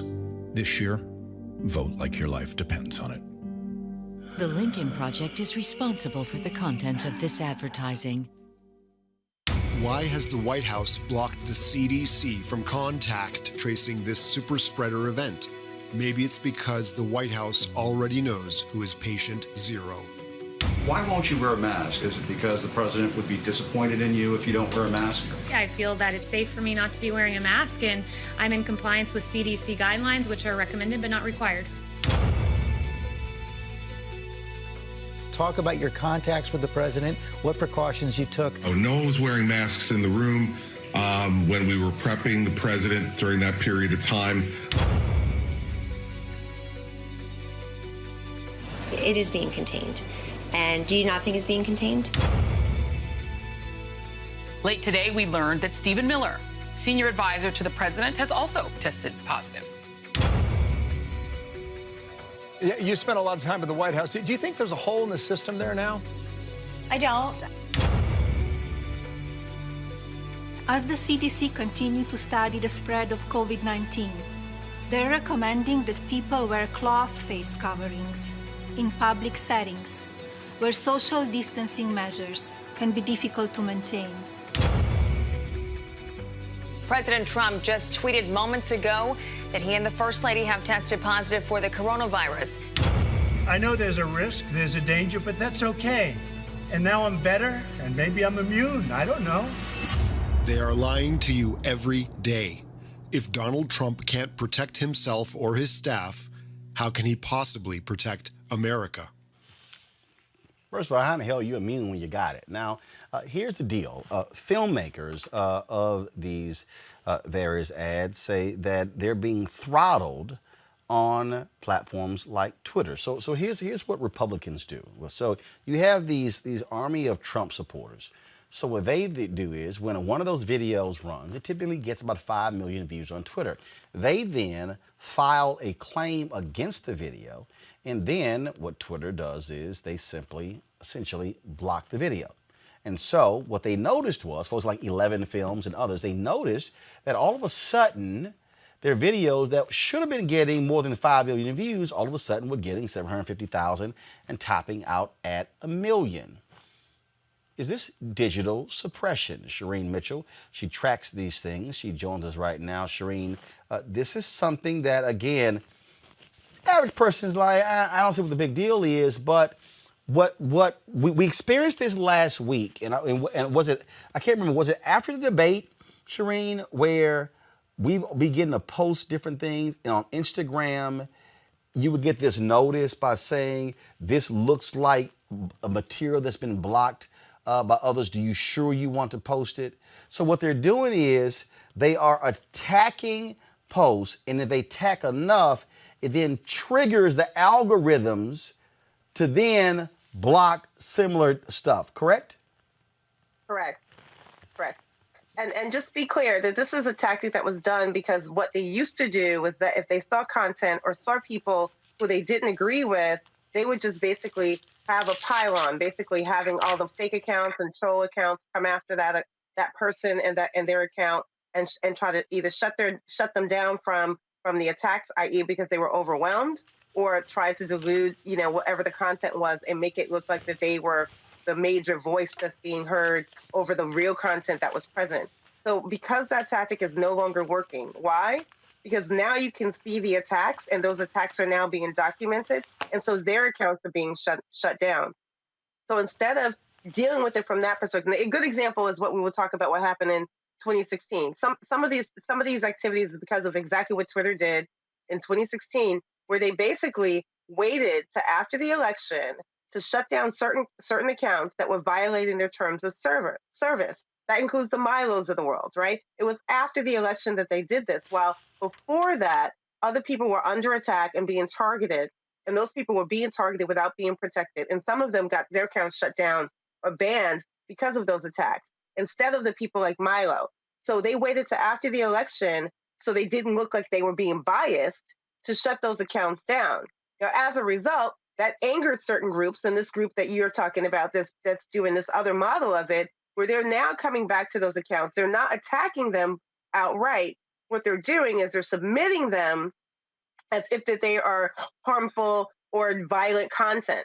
And that is what's triggering these algorithms, when actually none of these are any of that in any form. But the other thing that they're trying to do, because there is a new trigger in both the platforms, Twitter and Facebook, that basically say if this is disinformation, you can actually, or this is something that is impacting the election, or this is about election integrity, they're triggering that part of, in my opinion, and what we're seeing right now, that part of the algorithm that is new, because they just put that particular aspect in place. And so people don't realize is that as they're trying to say that, for example, when Trump had his account taken down or his tweet taken down because he was lying about COVID after he quote unquote came out, i.e. immune, which was not true, that was finally taken down and not given a disclaimer. What everyone else was getting was disclaimers to say some of this content is not true, is possibly not true, which is what's happening to these groups, and that's slowing it down. What they weren't doing to Trump before was taking his content down. So now his content got removed because the COVID information was completely false, and now these groups are angry about that and trying to target Biden's teams, or those who are promoting Biden in any way, who are having any conversation about what they think should be said of trying to get out the vote, and targeting them as if this is an equal debate, and it's not. And I'll give you just again, so people have to understand how the algorithms are really controlling everything these days. Shireen is a perfect example. We have been battling Facebook for quite some time because we noticed that we were not able, for some reason, to monetize our show on Facebook. Go to my iPad. So here's one of the things that we got from them. Not eligible to monetize, but then when we begin to check it out, so check this out. This is what they hit us with. Limited originality of content. Roland Martin shared content that was unoriginal or repurposed content from other sources with limited added value. Now, what's interesting is that this whole show is original. Now, we do share clips and things along those lines, like every other news show. And so we have been battling Facebook. And I mean, I literally sent an email that said last night, why the hell I said, if I can't make money off the platform, I don't need to be on it. But what's happening is, again, these algorithms are bouncing folks out. And what ends up happening is you're unable to have your video seen, to monetize these videos. So you're sort of like in this dark hole. And then, you have no idea what the hell caused it, what the hell triggered it. But what's happening here, these are specific attacks by conservatives targeting any anti-Trump people because they want to make sure the videos do not go viral. Absolutely. And be clear. Remember, I'm on the Facebook oversight board. We're still working on issues that Facebook is not addressing properly. So we've gotten a couple of successes so far because we're basically saying, here are the things you haven't done right, and I guess you need public pressure to do it the right way. And so absolutely, not only is the content like yours is being shut down, but any content which I tell people all the time, those that are pushing out issues that are important to them, whether it's about immigration. Like if immigration is classified as a political ad, if you're talking about that saying, hey, we want to help this community, if it's a nonprofit, it's classified as a political ad instead of a nonprofit. While politicians get to share their ads with lies in them, targeting those same immigrants as if this is an equal playing field, and it's not. There's a power dynamic that's going on here, but the other part of this is the algorithms part that takes part in this. So unless the algorithm kicks it for a human to look at it, and again, Zuckerberg has basically blamed his content moderators for not moderating the content properly when that does happen, but that the algorithms themselves can be gamed in such a way that you can have certain content like yours to be removed. And so in this moment, the reason why this is so important was that in 2016, we know for a fact that the political ads, the ad system in Facebook as well as Twitter were gamed in 2016 with fake accounts, with false content. And so they think they're fixing this by coming up with these solutions that are, in my opinion, basically half-assed. I mean, I'm sorry to say that. But they're trying to come up with a solution where they're not coming at the base problem. And part of their base problem is the algorithm. They've said before, they have the algorithm to take hate speech off and remove all hate speech, but they're not putting that algorithm in place. Why not? If there's hate speech on the platform, remove it. There should be no question about that. But what they've said is because it might be a politician spreading hate speech, that's the reason why they're not using the algorithm. And you're just going, so it's acceptable for hate speech under certain conditions, and i.e. if you happen to be a politician, right? But not me. I can't speak in any form of hate speech but a politician can, and that's acceptable. And they can actually place the ad in that way, and you won't do anything about that.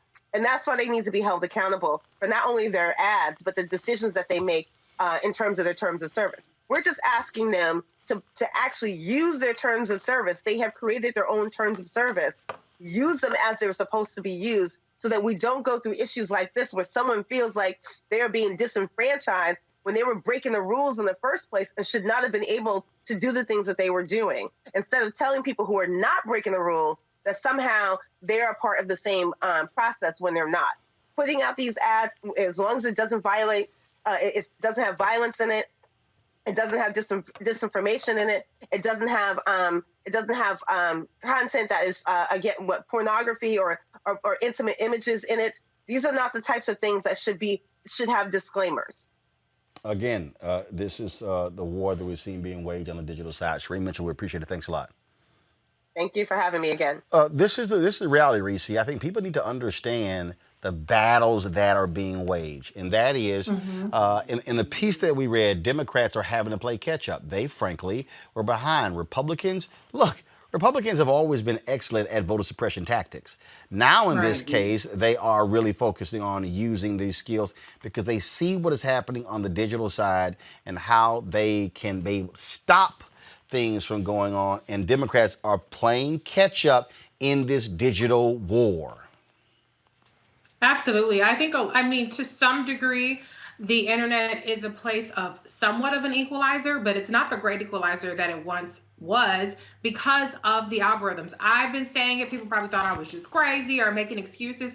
But the bottom line is that these algorithms make all of the difference in terms of how our social medias are curated, how we are seeing which accounts, how often we're seeing them, and the content. And as you point out, you might not even know that your stuff is being filtered out or things of that nature. And absolutely, people are abusing these reporting systems, and it's having an impact. And this is why we see things like, I made a video earlier about this sex trafficking QAnon conspiracy that seems to be permeating Black social media, in particular Facebook and Instagram, where people are starting to say outlandish things like if you're voting against Trump, you're voting for pedophilia and for sex traffickers. It's because all of the Republicans are winning.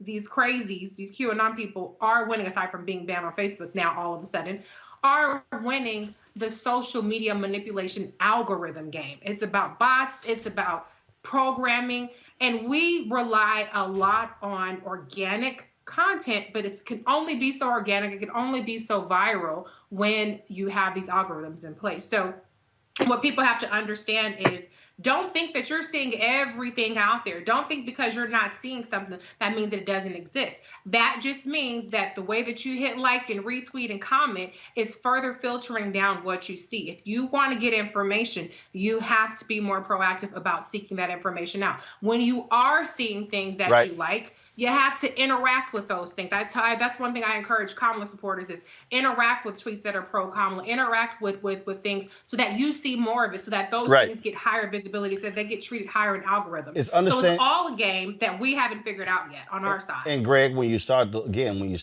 on YouTube, when you look at on all of these different platforms, there are people who game the system. Facebook kicked off folks like Epoch Times and others because they realized what they were doing is they were actually filtering the same information to 10 and 20 different websites. That's how conservatives have been playing this game. And then what conservatives do, Greg, is they go, oh my God, they're targeting us. I mean, they're very excellent at whining. And then with the companies like, oh my goodness, we don't want to get criticized by the conservatives. Then talk radio and Fox News and Trump is going to tweet about us. So they bend over backwards to not offend them, and that's what you see happen, and that's what we continue to see happen. They want to win the digital war because it's easier to spread disinformation. It moves 6 times faster than truth, Greg. Yeah, especially when you have the institutional capacity to do it, and the institutions are supporting you.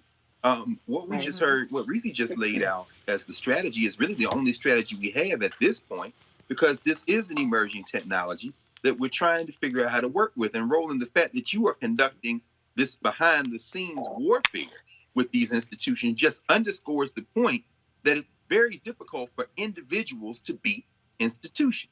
I mean, alchemy is neutral. You can have good alchemy, you can have bad alchemy. Clearly, they're involved in bad alchemy. They're conjuring, but they have the benefit of institutions that have never been in our favor. So of course they're not going to work. There's certain institutional inertia that works against us. So what we have to do is do some good conjuring, like what Reese is saying. Engage, move forward. The problem is, however, that is time consuming. So when you put that screen up and it said limited originality of content, that means that these white nationalists, in tandem with the white nationalists who are subsidizing them, the RNC rolling out this however many millions of dollars they're putting behind the digital get out the vote stuff, all this stuff is working against a one-man operation that can only continue to overwhelm that institutional capacity with the help of the rest of us. That's why we got to financially support Roland Martin Unfiltered, so that whatever Facebook is doing, until you can cave their chest in on this, is neutralized by the people who are putting $2 or $3, $4 on this thing every week, $10, $15, $50 a year, and then they look up and say, well, we can't stop that. Yeah, you don't have no alchemy for that, because we're going to use the good alchemy. We have to use all of our strategies in tandem. Erica, go right ahead, and then I'm going to drop some breaking news in a second. Go ahead. Okay, and great. And just to kind of add to what Reese and Greg have said, also, you just think about who are the architects of these algorithms. They're largely white men. When we look at the data that supports Silicon Valley and what that makeup looks like, and thinking about all of the women who have been working from home, where you see that workforce has been reduced because of responsibilities that they have assumed at home, now removed from that place, it is largely ran by white men. And we all know that Mark Zuckerberg is no stranger, not only to Donald Trump, but to the White House as well. So the onus is on us. We've never really had protections as Black people. It's always been for us as a collective to make sure that we move and fight. And this is just another battle war, unfortunately, that we have to fight as well, the digital war. All right, folks. Gonna go to break. We come back. I'm gonna share with you some breaking news from the Lawyers Committee for Civil Rights Under Law regarding voting in Ohio. And also, Princeton University renames a building after racist Woodrow Wilson. We'll tell you the African-American who is going to be honored. That's next to Roland Martin Unfiltered. You want to support Roland Martin Unfiltered? Be sure to join our Bring the Funk fan club. Every dollar that you give to us supports our daily digital show. There's only one daily digital show out here that keeps it black and keep it real as Roland Martin Unfiltered. Support the Roland Martin Unfiltered daily digital show by going to RolandMartinUnfiltered.com. Our goal is to get 20,000 of our fans contributing $50 each for the whole year. You can make this possible. RolandMartinUnfiltered.com. I'm utilizing what I know. I'm being able to speak about something that I used to didn't do, that I can say, yeah, that was me, but it's okay now because I know better now, and you can too. I'm able to say that so they can relate to what I'm saying, so I can capture their attention and be able to knock on their door and say, hey, you with me? And now they feel more apt to pay attention and more apt to be able to go out there and say, oh, well, just maybe, because she said. And I'm a fan of hers, so the connection is, well, okay, what do I have to lose? Because sitting at home is what you're losing out on. And a lot of them don't even know how important the vote is. It's like, well, you know what, if I don't, ain't nobody gonna miss my vote. Until you have a 50-50 share and it's 49 and 51 and you're like, oh, then you gotta feel like an ASS and go, see.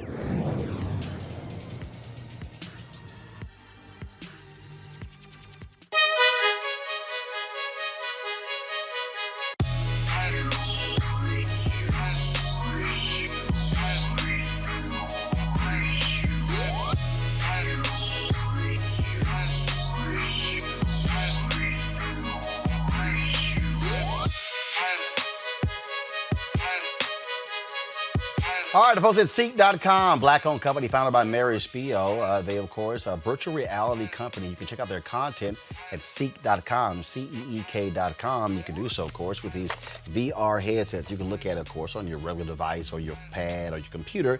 But if you want to experience being in the room, you can use this headset right here. All you simply do is just pop in your cell phone in here, pop it on, and then put this headset on, and you can literally experience their content in virtual reality. reality. And so allows for you to do a 360-degree view of the room. But also, folks, they have the 360-degree 4D headphones right here. These are Bluetooth headphones. They have complete surround sound in terms of as you hear the particular music. Gamers love them as well when they're playing their games. And so it's just phenomenal bass in these headphones as well. You can get one or both devices at seek.com using this promo code RMVIP2020, RMVIP 2020. So we certainly thank the folks at Seek.com for being a partner with us here at Roland Martin Unfiltered. All right, folks, this is the breaking news I was talking about.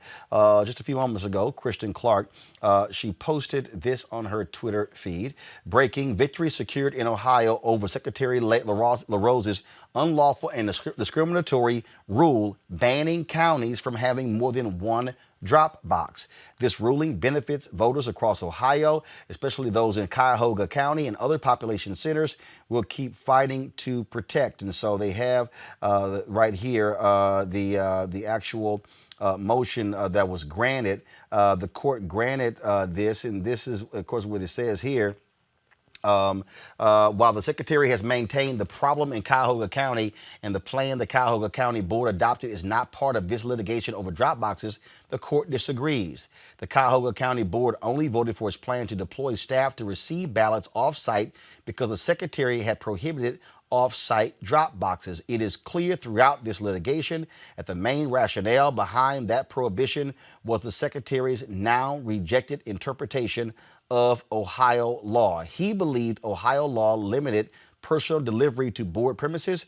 The Ohio Court of Appeals said there is no such limitation.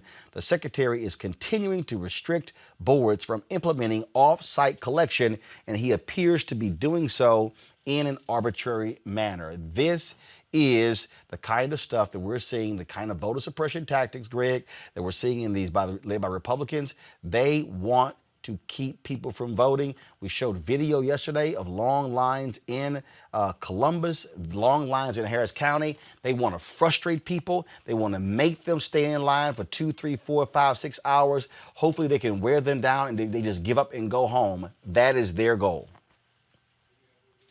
Said, I mean, Dublin, where Vanilla Ice has plotted this, is the Columbus, Ohio suburb. And as we were talking earlier, when I mentioned that, Frank LaRosa said, oh, multiple boxes? No problem. They got to be on site. So kudos to Kristen. Kudos to those women and men in the Lawyers Committee for Civil Rights, because as you said, Roland, that fits seamlessly to what we were talking about 20 minutes ago. They won the battle. No, you don't have to have all those drop boxes on the actual site, because that's how they were going to try to do it. And again, it's a war of attrition, everybody. We have to continue to fight. That is the bottom line. If we don't, we'll lose. See, what I find to be interesting here, Erica, is the Secretary of State tried to get cute, and so Cuyahoga County said, "Oh, okay, no drop box, we'll send staff." And then he's like, "No." They're like, "Wait, hold up." See again, though. Oh, y'all said the box isn't secure.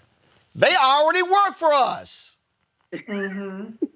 Absolutely. And this is the check that we have been talking about. This is how you have to check Republicans, because, see, the Republican Party, they are the party of oppression.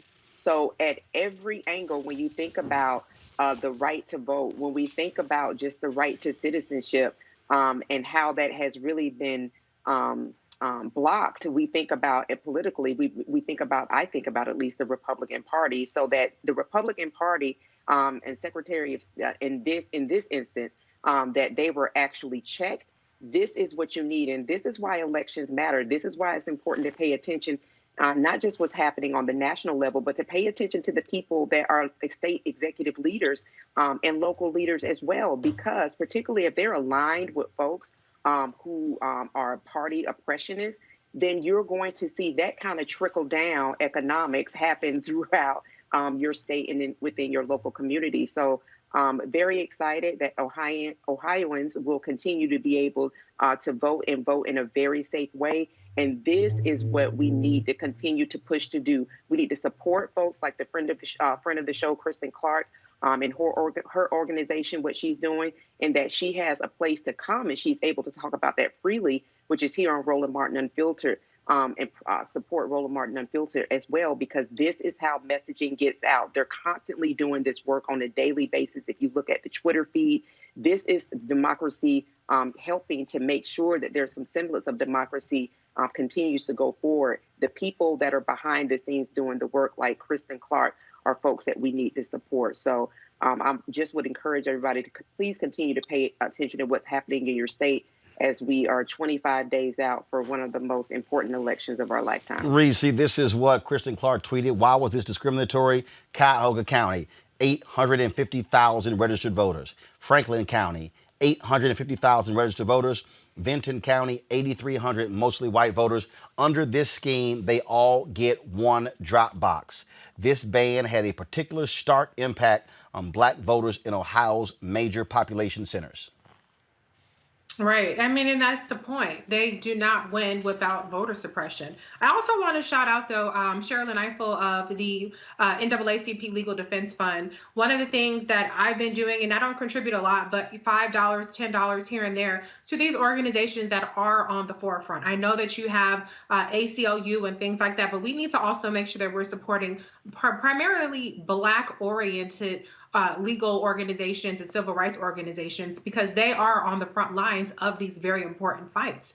And we have to make sure that we're staying on top of it. Again, when it goes back to the curation and the algorithms, make sure you're following Kristen Clark, make sure you're following Sherilyn Eiffel, make sure you're following the NAACP Legal Defense Funds, because these things might not be reported on your local news. We know we have Sinclair Broadcasting, which is owned by Republicans, which is not necessarily invested in getting this information out. So we have to make sure that we're armed with as much information. We have to have a voting plan, A, B, C, and D. And this election is going to be heavily tilted with absentee ballots. And so the way that people make sure they have the right postage in how they return it, or if they have a drop box to return it, whichever method that you use, make sure that you're planning for it and that you're staying on top of what your options are. And while things are good, when you're winning a ruling like this, get out to that drop box, because these rules kind of go back and volley back and forth depending on which next court challenges it. So make sure that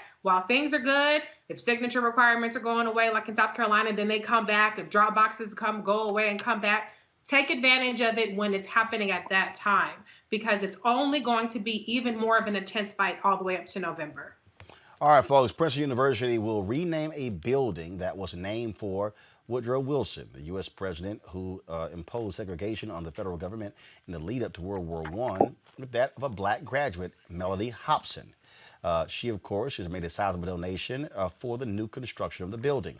Hobson is the co-chief executive of Ariel Investments, the first black-owned investment firm, actually a mutual fund. The money, which is coming from Ms. Hobson personally and from the Hobson Lucas Family Foundation. Her husband is, of course, producer, director George Lucas. It will create the Hobson College, which will replace a dormitory complex known until this summer as Wilson College. The reality, Greg, Woodrow Wilson was one of the most violent racists we've ever had in the White House. He, of course, came after that racist Herbert Hoover was in the White House. We've had numerous racists that have served in the United States in the White House, serving as president, including the current occupant. But I'm glad to see the pressure that was brought to bear there at Princeton to take down all of these living symbols to these racists and white supremacists. Of course, the other folks was like, oh no, we should leave these things up because no, damn that. Okay, what this man did, especially by showing Birth of a Nation in the White House, he deserves to lose any and all honors. Oh, no question. Well, if we're going on who deserves and who don't deserve, I mean, we talking about Harvey Weinstein today. Thomas Jefferson's name need to come down off everything. And while we at it, let's go get George Washington. And that's what they're scared of. But guess what? That awful day, as they say in the church, will certainly come. All them names coming at some point. It may take us 50 more years. But, really, respect to Melody Hobson, to her husband, George Lucas, to the Hobson and the Hobson Lucas Foundation, and to Melody Hobson. That's a big deal at a place like Princeton. I spent a lot of time in that little college town. My buddies Eddie Glaude and Monty Perry on the faculty there in African American Studies. Woodrow Wilson, who was president of Princeton, I think from 1902 to 1910, 8 years. Wilson was a real racist, and Princeton was known as the Southern Island. you know, when you read Craig Stephen Wilder's book, Ebony and Ivy, this is the place where when James Madison went there, he brought the African he had captive, and they had rooms for the enslaved Africans, for the boys from the South, what used to be an all-male school, to come to Princeton. So for Melanie Hobson to have not just her name on a building, but to literally be building from the ground up what will become Hobson College. Look, Michelle Obama ain't got no name on a building at Princeton, and she went to Princeton. Sonia Sotomayor ain't got no name on a building at Princeton. This is a true paradigm shift for the one-time Southern Ivy League school called Princeton. Money, money, money. Yes, sir. Absolutely. Folks, of course, we lost another one of our black entertainers, Johnny Nash, from Houston, best known for his 1972 hit, I Can See Clearly Now, passed away on Tuesday morning at the age of 80. The reggae and pop music singer-songwriter died from natural causes at his home in H-Town, according to his son, John Nash. Nash began his career as a pop singer in the 1950s and 1960s. He and his partner formed JAD Records, and while living in Jamaica, the pair signed Bob Marley and other members of the group, the Wailers. I Can See Clearly Now, the hit number one on the Billboard Hot 100 on November 4th, 1972, and stayed in the top spot for 4 weeks. According to Billboard, the song returned to the Billboard charts when it was recorded by Jamaican reggae star Jimmy Cliff for the 1993 Cool Runnings movie soundtrack. According to his website, Nash was one of the first non-Jamaican singers to record reggae music in Kingston, Jamaica. In addition to his son, John, he's survived by his daughter, Monica, and wife, Carly Nash. They are certainly in our thoughts and prayers. All right, y'all, going to a quick break. When we back, final segment on Roland Martin Unfiltered. Hi, this is Dionne Warwick. You have just one vote. You better go ahead and use it, okay?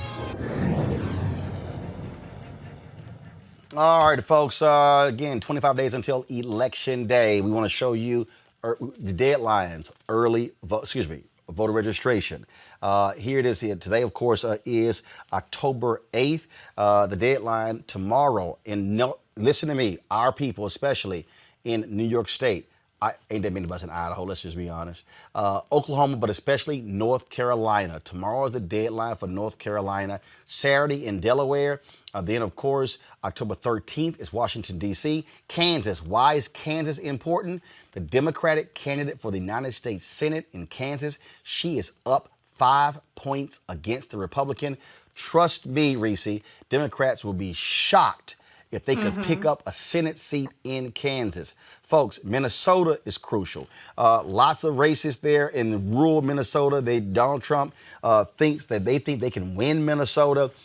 So you have, that's why he spent so many time going to rallies there. You got New Jersey, Oregon, Virginia, and West Virginia. Virginia is critical because you've got some key races there. Cameron Webb, Dr. Cameron Webb, Greg, an alpha brother of ours, could be elected to the United States Congress from that particular state as well. And so those deadlines are coming up in Wisconsin, October 14th. All of our folks in Milwaukee, there. Be sure to get registered. We also know that they're not going to be using the Milwaukee basketball arena for the voting location because Republicans were trying to essentially challenge them. What they said is that the deadline, and this is the games they play, the deadline of voting locations was supposed to be published by June 12th. Well, the NBA and others did not come to an agreement until September 1st.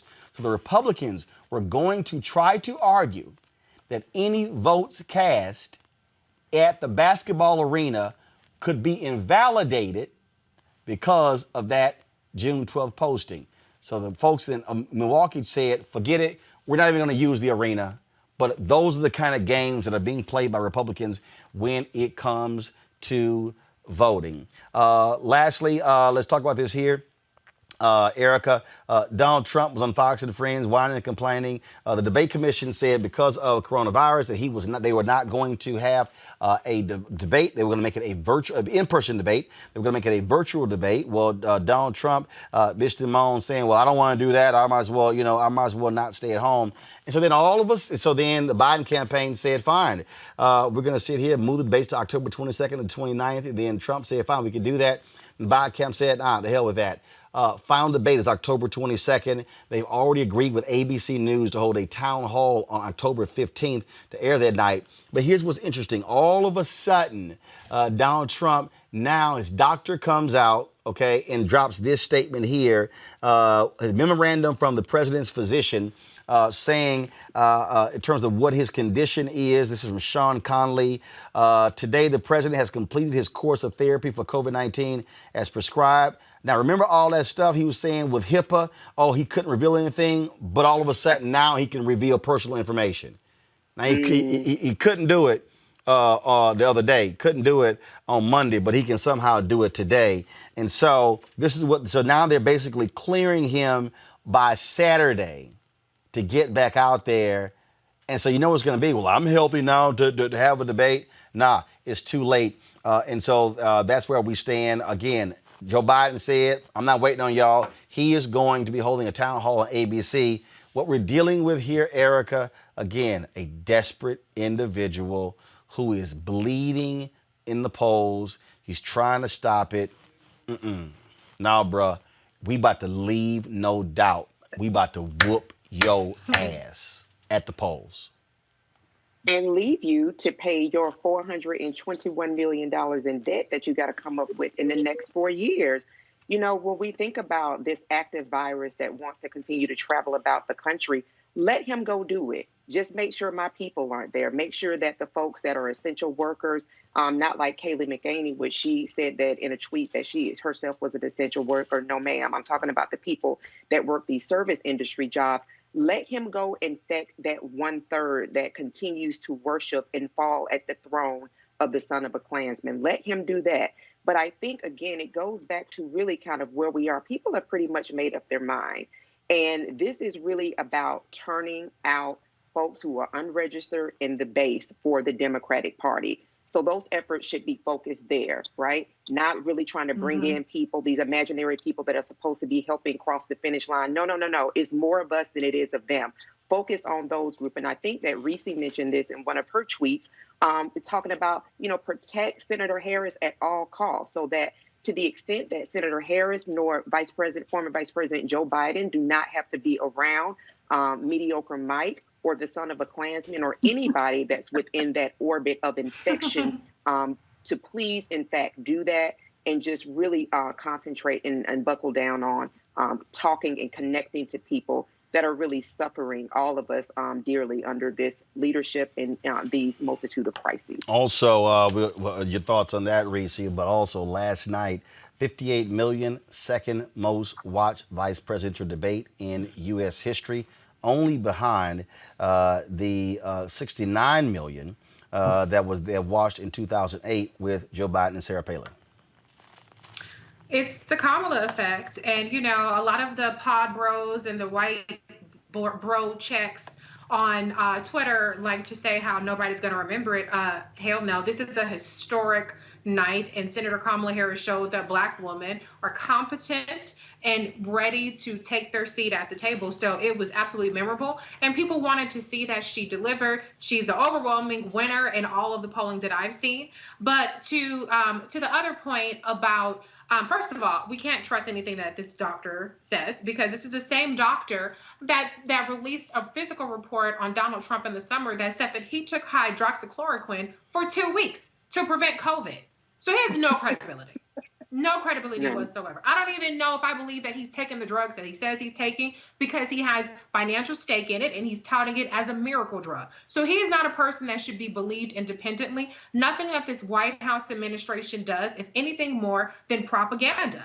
Even with the whole, them asking the CDC Director Robert Redfield to sign off on Mike Pence, what the CDC said is, we consulted with Mike Pence's doctor, and we basically took their word for everything that they said. So what Donald Trump is right now is desperate. They're bleeding money. They're canceling ad buys in Ohio and Iowa and other states that he needs to win, because they are significantly behind in the money race. Washington Post has an article out tonight that Republicans are starting to distance themselves from Donald Trump. these Republicans are going to switch gears and put their money towards these Senate seats, like in Kansas, like in Alaska, where the Democrat there is gaining, and all across the country. And they're going to write off Donald Trump. So he is desperate to get back out there. And truthfully, he's completely idiotic to have turned down an opportunity to talk to 50 million people, even though we know he will lose the debate again, because he doesn't have the money to compete on the airwaves. So that's why we see this big rush for Donald Trump to try to get back out there again. He's a narcissist, but he needs the exposure because he's not going to win the money race and the ad race. Greg, final thoughts on again, where we are, state of this race, and the sheer desperation of Donald Trump. Republicans, man, they look like rats scurrying left and right because they see what is happening. They look at these numbers. Raphael Warnock, now in the race with Kelly Loeffler, tops both her and Doug Collins, meaning that goes to a runoff. It's going to be him versus Loeffler or Collins. Then you talk about Cal Cunningham, up 5 points in North Carolina. The Republican Democrat up 5 points in Kansas. Mark Kelly is up 12 points in Arizona. You have the Democrat who's running against John Cornyn down 1, 47-46. You have the woman who's running against Susan Collins, Sarah Gideon. She is up 7 or 8 points. You got the woman, I can't remember her name, who's running against Joni Ernst. She's up 12 against Ernst in Iowa. And so Democrats could very well be in the Ossoff Purdue race in Georgia has flipped. Ossoff is now on top there as well. Again, I tell everybody as well, polls are not votes.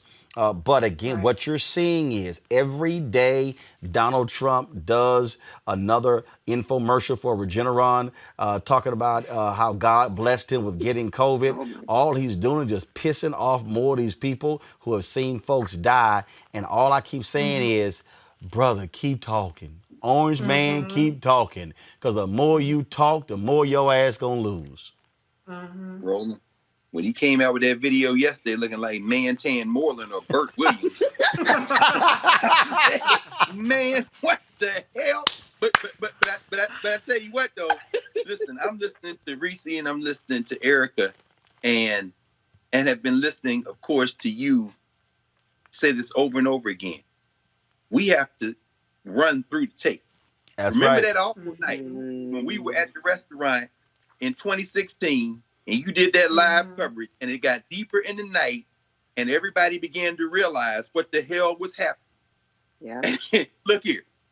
Look, as far as we are concerned, we need to act like everybody is 1 point down and your vote is going to be the one to make the difference. Yeah. Don't ignore them all. Break Kelly Loeffler's whole political back. All these little memes she putting out with Donald Trump fighting coronavirus and while he got this little momentary high from these steroids, ignore it all. Break her back.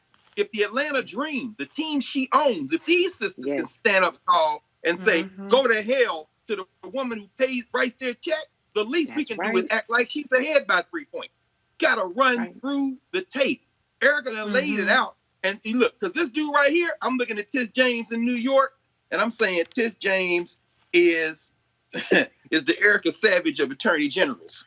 This man going to jail. And when I hear Reese lay out strategy, look, Reese is right. They're running scared. But guess what? We should now, that's not the moment for us to just stand back. We need to remember that election night in 2016 and act like everybody's seat is in danger. We got to run through the tape. Well, again, and that's the key. I want people to understand that what we have to do is we have to be laser-like focused on all of this. And I'm talking about, that's what I'm saying. I don't make no assumptions. I think a lot of black people made assumptions in Florida when Andrew Gillum was showing him up and folks took it easy. No, you can get all the rest you want after. And I say vote so steadily that the ballots, the mail-in ballots won't be able to save his ass. That's where we got to be, Reese. Absolutely. I mean, I think personally, I do think it's going to be a blowout, but I said earlier today on the Clay Kane show, listen, I'm confident, but I'm not complacent. We have to, as Dr. Carr said, and I'm glad he said it first, so I don't have to steal from him. break their political backs. Okay, Yeah. that is our only option. A lot of these absentee ballots are going to be the first ballots that come in. These early votes are going to be the first ballots that come in. It's changed to where before the absentee ballots were counted last, or they were counted the same night as election night. And a lot of places, these are going to be, we're going to know the tallies the second that the polls close. And so we have to get our votes in. We have to vote properly. Black people, we are just as intelligent as white people. So there's no reason why our ballots are getting rejected four times more for user error, things like signatures and things like that. They're looking for anything, so we have to be very thorough in what we're doing so that our votes count. If we do that, then we'll win, and we'll win big, and we'll win unequivocally, and we won't have to be talking about how the election was stolen from voter suppression because Black voters had a higher rejection rate. Let's do everything that we can in our power to make sure that our votes count. Y'all remember this scene from Remember the Titans? I've been telling y'all. You brought us here, coach. Run it up, Herman. Leave no doubt. Run it up, Herman. Leave no doubt. That's what I've been telling y'all. Hashtag leave no doubt. You know, since Orange Man dropped this little video, I had to go ahead. Matter of fact, he ain't even orange anymore. He burnt orange. He like the University of Texas colors. He burnt orange. And he burnt orange. And so it really is. And so the Lincoln Project dropped another video, and they had to go ahead and reach back to all them crazy white conservative evangelicals who were praying for Trump. Y'all ready for this? Please. I execute judgment on you, COVID-19. I caught it. Anybody in here a person of faith? Let's all pray. We should pray. We pray. Say a prayer. We pray. Pray. Let's pray. Earnest prayer. Let's pray. I brought my Bible. God walks on White House ground. You need to send in that $3,000, $35,000, $100,000 check. You're going to write your checks to Paula White Ministry. In the name of Jesus. I don't do a lot of things that are bad. Let pride fall. Try and do nothing that's bad. Let pride fall. I don't like to have to ask for forgiveness. Absolutely, and hallelujah. Every life brings love into this world. We command all satanic pregnancies to miscarry right now. Woe to the nation that calls evil good. So, I think this was a blessing from God. And calls good evil. Oh, I had to go in the show on that one. If y'all want to join our Bring the Funk fan club, we need y'all support. Every dollar you give goes to support what we do. Let me give a shout out right here to Donna Mitchell, Phyllis Hayes, Hobbs and Hobbs Trucking Service. I appreciate it. Boast, B-O-S-T. Thank you so very much. Elva Buford. Sherry Harris, Corinne Erickson, thank you so much. Arthur Ray Baker, also Joyce Adams Watkins, thanks a lot. James Works Jr., I appreciate it. Let's see here. Who is this here? Lord, Carthalinta Cooper, I think I pronounced that right. I appreciate that. Let's see here. Ethel Schiller. I appreciate that. Eugene Carrington, thank you so very much. Also, let's see here, Lillian Financial, thank you very much. Then also we have here Mr. Amos, I appreciate it. Thank you so very much as well. Folks support, of course, Cash App, $RM Unfiltered, PayPal.me, PayPal.me/R Martin Unfiltered, Venmo.com is /RM Unfiltered. You can also send a money order to New Vision Media, NU Vision Media, Inc., 1625 K Street Northwest, Suite 400, Washington, D.C., 2006. And I have a few more names. Byron Edmond, Caribbean Giving Incorporated, Clifford Jones, Danielle LaRoche, Deborah Roney, Diva Empowered Magazine, Ebony Gully, Ed Harton, Joan Warren, Johnny Whitty, Kenneth Shaw, Leonard Chisholm, Leslie Ward, Lewis Jones, Madison Media Management LLC, Mavis Knight, Michael Smith, Michelle Mallory, Mitchell Brown, Oliver Huggins, Oslo Inc., Rosalind Williams Scott, Samuel Hooker, Sandra Dickey, Teresa Miller, Travis Everett, Ursula Hamilton, Vanessa Howard, Vanessa Mayers. And I think I got one more list. Hold on. Let's see. I know Keenan sent it to me. Yes, here we go.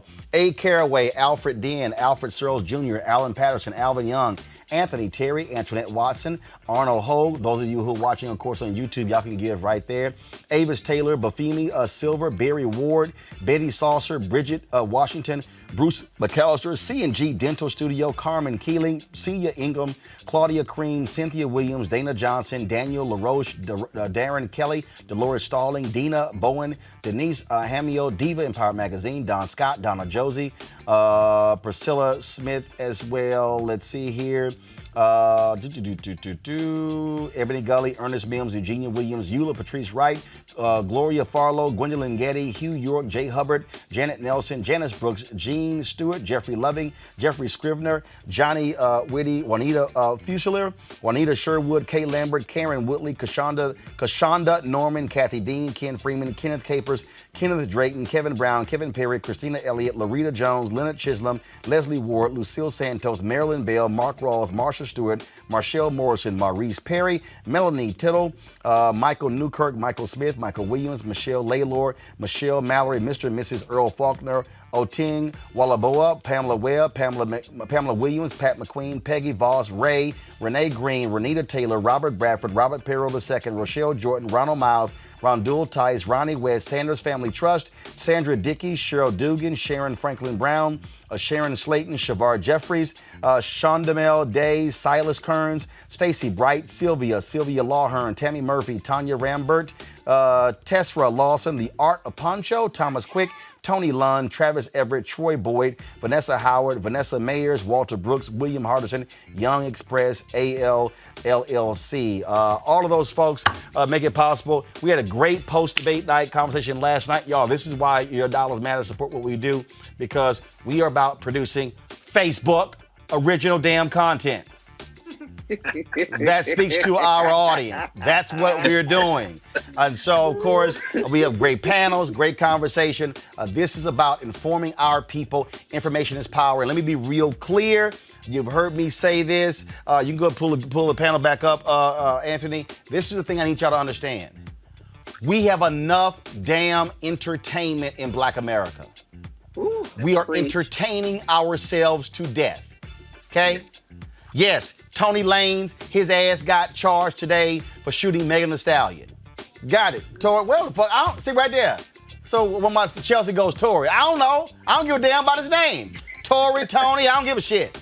What I'm trying to say is this here. We got enough damn entertainment.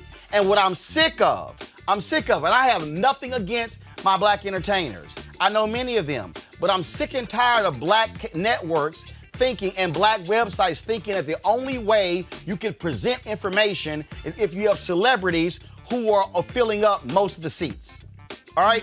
Greg, Reese, Erica, they ain't no singers, they ain't no dancers, they ain't playing no instruments, they ain't here to sell no records, no movie coming out. And again, nothing against them. But black people, we can educate our people without being so focused on saying it has to be entertainers. Right. And it drives me crazy when I see these black networks, and that's what they do. Oh no, we can't do a news special, can't do anything unless we have some entertainers. And what we're saying is, if we don't have black folks who can dance and who can sing, then black folks not gonna wanna watch. That's a lie. Right. We're proving it every single day. Our numbers are growing every single day. So the dollars that you give go to support everything that we do with this show. We're going to have a post-debate. First of all, there's no debate next week. But that final debate, October 22nd, we're going to be here. And we are planning a major election night coverage. And I'm not going to announce it yet, but our entire election night coverage is going to be simulcast on a radio network. All 8 hours. See, that's what happens when you own your shit. You're not having to ask somebody else, please, pretty please, can we do this? And so, we are about controlling the message, presenting our people. We're going to have the best covers that night. Y'all might as well go ahead and plan it. I want y'all to tell all your family, do what Greg did if they family get together last time they got together last year. Teach all your uncles and your aunts and your grandmother and your grandfather and your mamas and daddies how to pull the show up, how to put it on a big screen. You don't want them to sit. They don't want to sit around watching their phone. Show them how to put the show on a big screen. They ain't got to watch CNN and MSNBC and ABC and CBS and Fox News. We are going to have real, authentic, black discussion on election night, and nobody else is going to come close. And when I say nobody else, that includes every black network, other black websites, other black newspapers and black magazines. Nobody's going to do what we do. Trust me, y'all do not want to miss it. And yes, I'm going to have a black caterer there that night with some pound cake and not the pound cake. With some pound cake and peach cobbler for the staff. That's how black we're going to be on election night. Greg, yes, sir. Greg, Reese, Erica, I appreciate it. Folks, yes, I'm rocking. I'm wearing, just so y'all, I figured it out. I'm wearing nothing but election shirts between now and election day. Yesterday was Shut Up and Vote. Sister from Dallas sent to me tonight. The folks at Be Woke Vote sent me this, and they sent me this, a hat and a hoodie as well. And so that's what I'm rocking. That's what I'm rocking today. And so I got something else tomorrow. And hey, that shirt Regina Bell had on, vote with the V in blood. Yeah, you know they sent that to me. I'm gonna be rocking that one too. So I appreciate it, folks. I'm gonna see y'all tomorrow. We got to go. Hi!